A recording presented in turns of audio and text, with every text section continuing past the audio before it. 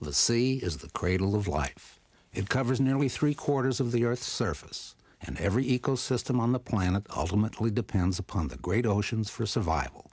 Although increasing attention is being paid to the preservation and protection of forests, rivers, lakes, and plains, few marine areas are given comparable care. And yet, long before overfishing devastated the Canadian and New England fisheries, biologist Bill Ballantine cherished visions of great marine preserves in which the habitat and its creatures would be left totally undisturbed by humans. A marine reserve is a place that people have decided they want to be as natural as possible. So they don't kill anything, they don't remove anything, they don't build things in it, and they don't pollute it. Here, around Lee Marine Laboratory on New Zealand's east coast, is a small place where there are no marinas, no sewage outlets to the sea, and no fishing of any kind. It is New Zealand's and the world's first so-called no-take marine reserve. Most maritime countries in the world have pieces of the sea that are called marine reserves or marine sanctuaries or national seashores or something like that, but almost none of them have no-take. In other words, they're still fishing for some things by some methods and some people. Real no-take marine reserves are rare.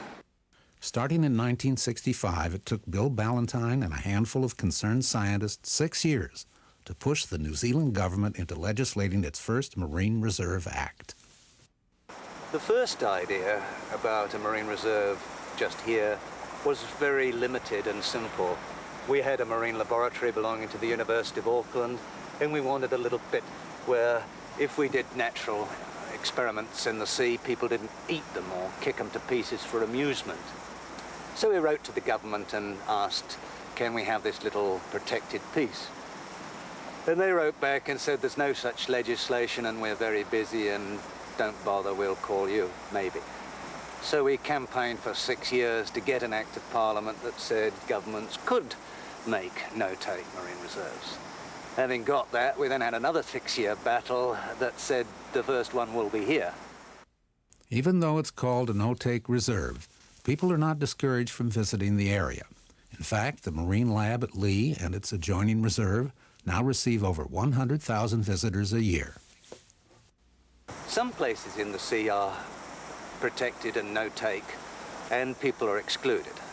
But my idea for no-take marine reserves is where people are welcomed. They can enjoy it, they can appreciate it, they can take photographs, they can study it, they can research, they can think, they can write poems, but they can't kill anything. From the modest beginnings at Lee, a nationwide network of 13 no-take marine reserves has been established throughout New Zealand. Since 1980, I've been proposing that 10% of all marine habitats should be in no-take marine reserves, in all regions and everywhere.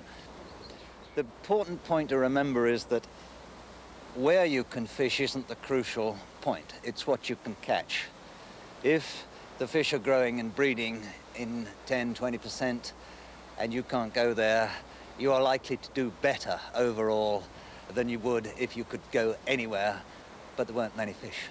Bill Ballantine's ability as a teacher to make complex scientific ideas accessible has made it possible for his dream to be transformed into a reality. People who know me well know that I'm not modest at all. In fact, I have ideas that I would like to see change the world. For outstanding environmental achievement in the island nations, a 1996 Goldman Environmental Prize is awarded to William J. Ballantine of Lee, New Zealand.